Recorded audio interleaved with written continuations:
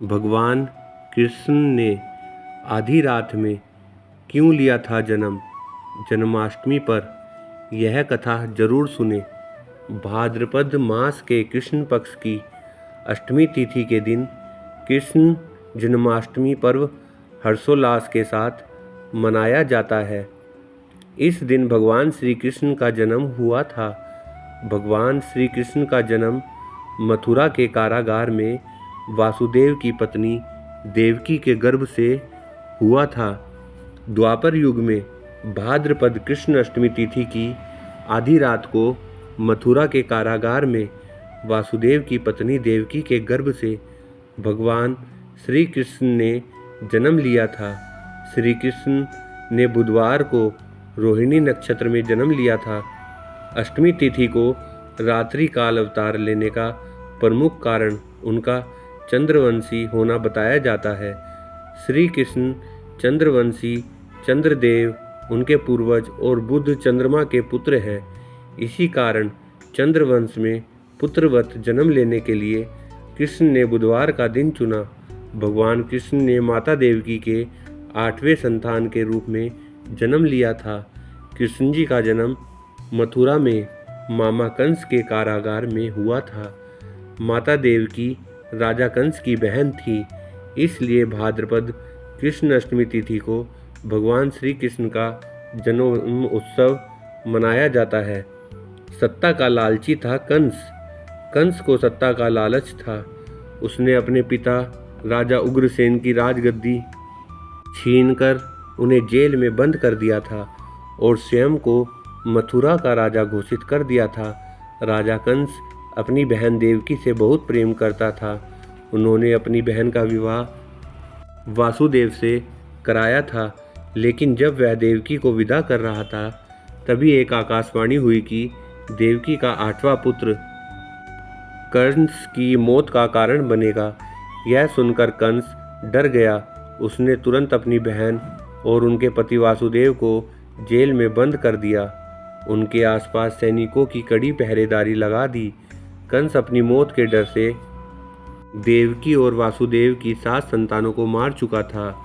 भगवान श्री कृष्ण जी का जन्म भाद्रपद मास कृष्ण पक्ष की अष्टमी तिथि को रोहिणी नक्षत्र दिन बुधवार की अंधेरी रात में भगवान कृष्ण ने देवकी के 8वें संतान के रूप में जन्म लिया। श्री कृष्ण के जन्म लेते ही कोठरी प्रकाशमय हो गई। तब तक आकाशवाणी हुई कि विष्णु जी ने कृष्ण जी के अवतार में देवकी के कोख से जन्म लिया है। उन्हें गोकुल में बाबा नंद के पास छोड़ आए और उनके घर एक कन्या जन्मी है, उसे मथुरा लाकर कंस को सौंप दे। भगवान विष्णु के आदेश से वासुदेव जी भगवान कृष्ण को सूप में अपने सिर पर रखकर नंद जी के घर की ओर चल दिए। भगवान विष्णु की माया से सभी पहरेदार सो गए। कारागार के दरवाजे खुल गए। कान्हा चले गोकुल धाम। आकाशवाणी सुनते ही वासुदेव के हाथों की हथकड़ी खुल गई। वासुदेव जी ने सूप में बाल गोपाल को रखकर सिर पर रख लिया और गोकुल की ओर चल पड़े। वासुदेव भगवान कृष्ण को लेकर नंद जी के यहाँ सकुशल पहुँच गए और वहाँ से उनकी नवजात कन्या को लेकर वापस आ गए। जब कंस को देवकी की 8वीं संतान के जन्म की सूचना मिली, वह तत्काल कारागार में आया और उस कन्या को छीनकर पृथ्वी पर पटकना चाहा, लेकिन वह कन्या उसके हाथ से निकलकर आसमान में चली गई। फिर कन्या ने कहा, हे मूर्ख कंस, तुझे मारने वाला जन्म ले चुका है और वह वृंदावन पहुंच गया है। वह कन्या कोई और नहीं, स्वयं योग माया थी। श्री कृष्ण ने राजा उग्रसेन को फिर सौंप दी मथुरा की राजगद्दी। बाबा नंद और उनकी पत्नी माँ यशोदा ने कृष्ण जी का पालन पोषण किया। राजा कंस ने कृष्ण जी का पता लगाकर उन्हें मारने की खूब कोशिश की, लेकिन कंस की सारी कोशिशें विफल हुई और कृष्ण जी को कोई मार नहीं सका। अंत में श्री कृष्ण ने कंस का वध किया। राजा उग्रसेन को फिर मथुरा की राजगद्दी सौंप दी। इस तरह से जन्माष्टमी का व्रत कथा पूरी हुई। जन्माष्टमी का महत्व।